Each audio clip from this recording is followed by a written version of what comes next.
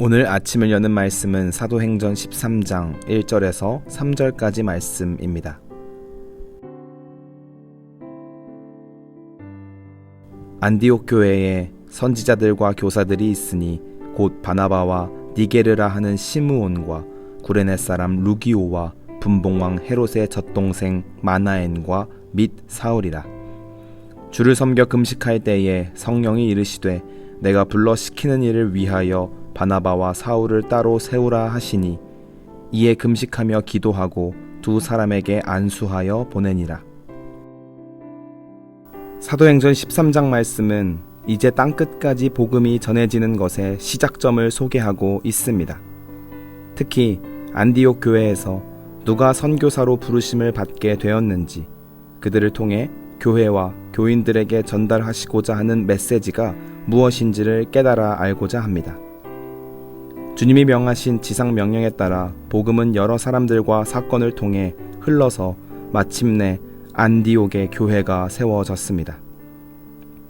예루살렘 교회는 기쁜 마음으로 바나바를 안디옥 교회의 지도자로 파송했고, 바나바는 예수님을 만나 변화된 사울을 데리고 함께 안디옥 교회에 가서 복음을 전하는 일에 매진했습니다.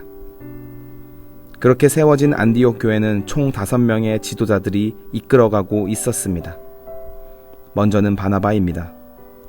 바나바는 본래 이름이 요셉이지만 그의 믿음의 삶에 감동받은 사도들이 그의 이름을 바나바, 즉 위로의 아들이라고 지어 주었습니다. 그만큼 훌륭한 리더십을 가지고 사람들을 위로하고 격려하는 삶을 살았던 것입니다. 두 번째는 니게르라고 하는 시므온입니다. 니게르라는 말은 검다라는 뜻이기 때문에 인종이 흑인인 사람이었습니다. 세 번째는 구레네 사람 루기오입니다. 루기오는 이름 자체가 라틴식 이름인 것으로 볼 때 이방인이라는 것만 알 수 있습니다. 네 번째는 분봉왕 헤롯의 젖동생 마나엔입니다. 마나엔은 헤롯의 젖동생이란 것을 보았을 때 그가 당시 최고 귀족임을 말하고 있습니다. 마지막은 사울입니다. 바리새파 출신의 예수님을 믿던 사람들을 잡아들이던 사람이었지만 주님을 만나 변화된 후 안디옥 교회에서 복음을 전하고 있던 사람입니다. 사실 안디옥 교회의 지도자들은 결코 한 그룹으로 묶일 수 없는 사람들이었습니다. 뛰어난 리더가 있었지만 흑인, 이방인, 나아가 왕족과 바리새파 출신들로 구성되어 있었습니다. 그러나 그들은 각기 다른 환경에서 다른 삶을 살아왔지만 복음이라는 능력 앞에서 국적, 신분, 지역, 계층, 인종, 사상을 초월하여 한 공동체를 이루고 있었습니다.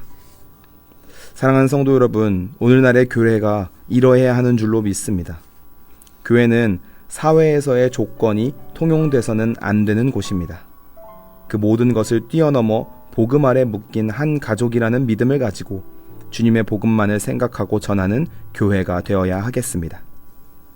이렇게 복음을 전하기에 힘쓰던 안디옥 교회가 복음의 빚을 갚기 위하여 중요한 결정을 내립니다. 그것은 바로 아직 복음이 들어가지 않은 땅에 선교사를 파송하기로 결정한 것입니다. 그래서 그들은 주님께 예배하며 금식하던 도중에 성령님의 부르심에 따라 바나바와 사울을 따로 세워 땅끝에 복음을 전하는 선교사로 파송합니다. 그런데 이 일은 마냥 기쁜 일만은 아니었습니다. 왜냐하면 바나바와 사울이 교회에서 감당하고 있는 위치와 역할 때문이었습니다. 이것은 다시 1절 말씀으로 가서 봐야 하는데, 안디옥 교회 지도자들을 열거할 때 바나바와 시므온과 루기오와 마나엔 그리고 사울의 순으로 적습니다. 헬라식 문화에서 이름을 배열할 때는 명확한 기준이 있었습니다. 그것은 어떤 일을 맡겼을 때 맡고 있는 일의 중요도 순서에 따라서 이름을 적는 것입니다. 그렇기 때문에 오늘 배열한 순서로 보았을 때 안디옥 교회에서 가장 중요한 일을 맡고 있었던 사람은 바나바가 분명했습니다. 그리고 가장 중요하지 않은 역할을 맡고 있었던 것은 사울입니다. 그런데 사울을 표현할 때 다른 사람들처럼 어떤 수식어 없이 마나엔 및 사울이라고 표현하는 것을 볼 수 있습니다. 이는 바나바가 데려온 사람이기에 지도자로서 자리를 내준 것이지 사실상 교회 내에서 그렇게 큰 역할을 맡고 있지 않았다는 이야기입니다. 이를 종합해서 본다면 바나바를 보내는 것은 안디옥 교회의 입장에서는 굉장한 타격을 입는 일입니다. 그가 가장 중요한 역할을 맡고 있었기 때문입니다. 반대로 파송할 선교지를 생각하면 사울을 보내는 것은 믿음이 크게 가지 않는 일입니다. 사울이 벌인 예전 일들을 생각했을 때 여전히 전폭적인 지지를 주기는 힘들었기 때문입니다. 그래서 안디옥 교회 입장에서는 이 일이 마냥 기쁠 수만은 없는 일인 것입니다. 그러나 성령님께서 이 둘을 보내시며 교회에게 말씀하시는 바는 분명합니다. 사람을 보고 교회와 선교의 흥망성쇠를 결정하고 판단하고 있는 사람들에게 하나님은 신호를 주시는 것입니다.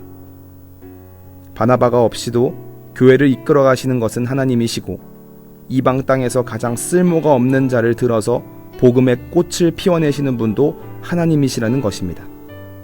교회를 세우고 이끌어가고 선교를 완성하는 것은 다른 그 어떤 사람이 아니라 하나님이 하신다는 것을 알려주시는 것입니다.